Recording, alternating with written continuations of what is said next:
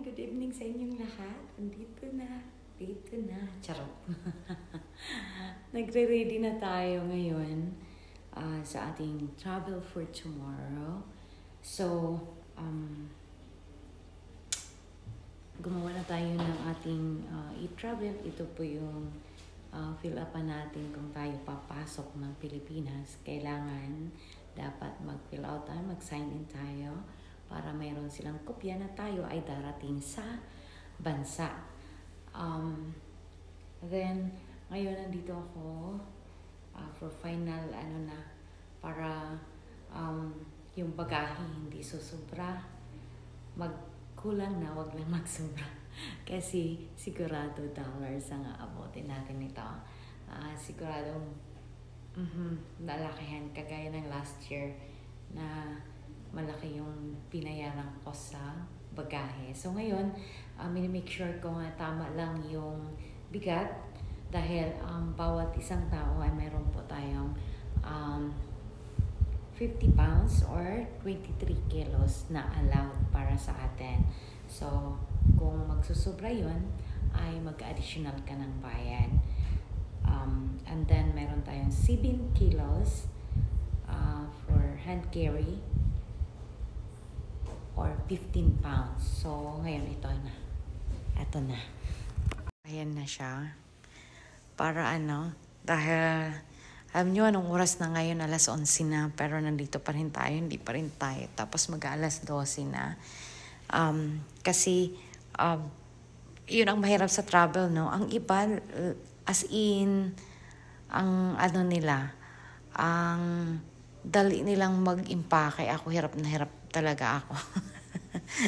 Maarte ako sa impake. Kaya tingnan niyo kung nakikita niyo nakabalot. Iba yung underwear, iba yung mga t-shirt, iba yung para alam ko kung saan yung gusto kong kung saan ko kukunin yung mga kailangan ko. Ayan. So far, ayan na siya. And then, ito, no? Ito po, organize talaga ako pag umuwi ako, pag pumupunta ako, kahit saang, pag magta-travel ako, ayan, kung nakikita nyo, una sa akin yung ticket, and then kung saan ako darating, yung unang hotel na aking dadatnan, ayan po. So, sunod-sunod na, since na kailangan na natin ng nakanotaryo na sulat galing sa asawa ko na dadalhin ko yung anak ko sa Pilipinas at so naka-state doon yung date ng pag-alis mo at pagdating dito para alam nila na hindi ko alam na hindi ko ninanakaw ang anak ko.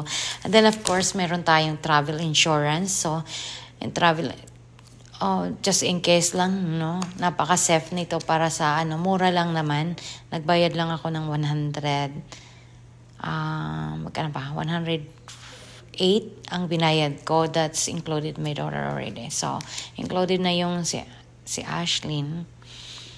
Ayan. And then, syempre, kailangan pa rin natin kahit yung ating vaccination. And then, of course, eto na, sunod-sunod na to yung mga ticket ko sa unang pupuntahan ko, and then sa dadatnan, anong hotel, ayan. So kung dyan, lahat yan, nakita nyo, puro agoda, puro hotel talaga yung ko. Ayan, hanggang sa pabalik ko ng Maynila. Ayan. So, ayan na yung ticket, yung hotel namin. And of course, kailangan ko ng birth certificate ng aking anak, birth certificate ko, at syempre yung aking certificate of naturalization. Ayan. At syempre, kailangan ko yung marriage contract just in case kailangan lang. And of course, kailangan ko din dahil kahit American citizen na ako, pa rin ako as balikbayan. Dahil hindi pa ako nagdual, Pero consider pa rin nila dahil doon naman ako sinilang sa atin. Kaya, just in case lang kailangan nila ng birth certificate ko, ayan, dala ko lahat yan. Kasi minsan talaga, hindi naman lagi, pero minsan talaga hinahanap nila. So, ayan, ready na talaga tayo. Ayan. So, yun, ito yung libro ko. Medyo mabigat. Kaya, mabigat yung ano ko. So, ito yung aking libro sa aking travel. Ayan. Ayan, ready na siya, oh. Hi. Ayan. Ayan, see you in my next vlog. Sa Pilipinas na tayo. Kita-kita sa mga makikipagkita sa akin. Ayan, maraming salamat sa inyong lahat. Siyempre, bago tayo umalis, kailangan magpa-beauty muna tayo. So, nagpa-manicure, pedicure tayo. Mag-isa lang ako dyan talaga.